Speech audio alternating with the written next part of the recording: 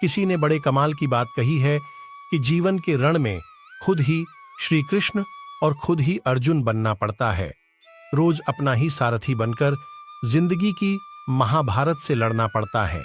आपको जो कहानी सुनाने जा रहा हूं, ये काफी कुछ सिखाएगी। कहानी शुरू होती है एक बिजनेसमैन से, जो अपने बिजनेस को लेकर काफी चिंता किया करते थे कि क्या होगा, आने वाले कल में कैसे काम आगे बढ़ेगा।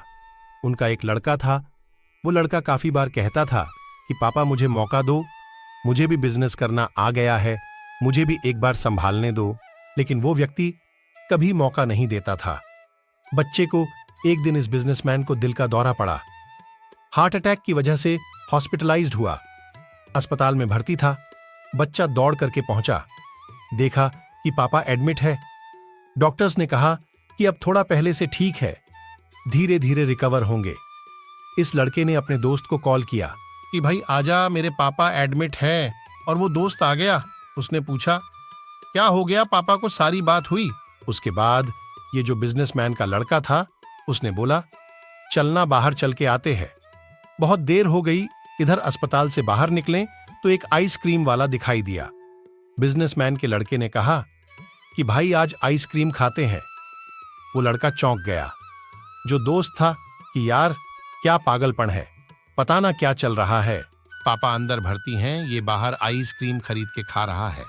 उसके बाद खाने लगे तो वो जो दोस्त था उससे रहा नहीं गया। उसने पूछ लिया इस लड़का से कि भाई समझ नहीं आ रहा है, तुम्हारे बिजनेस का क्या होगा?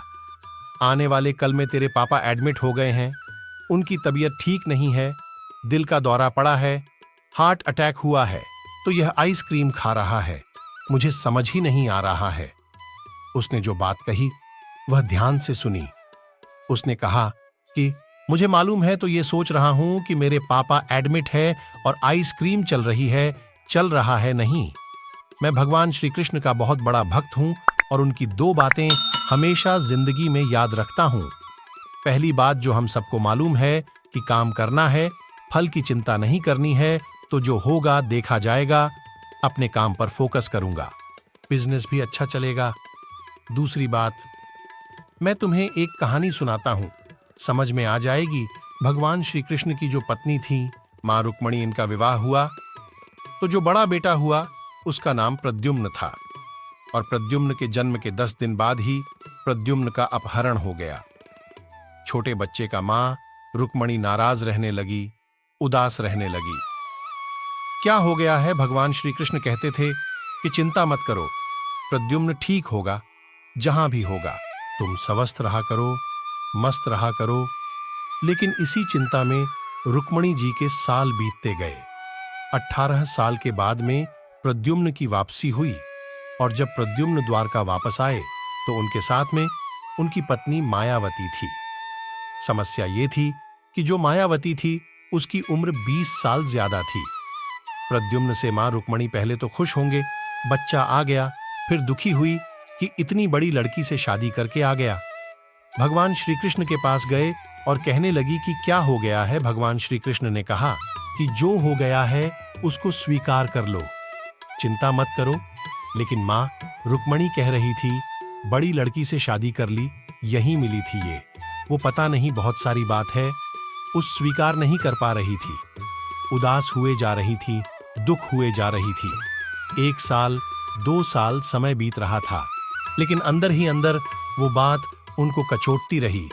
8 साल के बाद में रुक्मणी जी ने स्वीकार कर लिया कि प्रद्युम्न ने जो शादी करी वह ठीक है, ज्यादा चिंता करने की जरूरत नहीं है।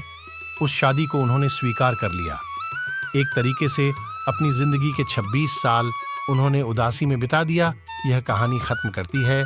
लड़का बोला कि भाई आपका मैंने भी जिंदगी में स्वीकार करना सीख लिया है, क्योंकि भगवान श्री कृष्ण कहते हैं कि जो हो रहा है उसको स्वीकार कर लो, जिंदगी अपने आप सहज हो जाएगी। छोटी सी कहानी जो 2 बड़ी बातें सिखाती है, और यही बात है आप तक पहुंचाना चाहता था कि जिंदगी में जो हो रहा है, जिंदगी चलती चली जाती है, आप भी चलते रहिए। जो होगा अच्छा होगा, अच्छे के लिए होगा।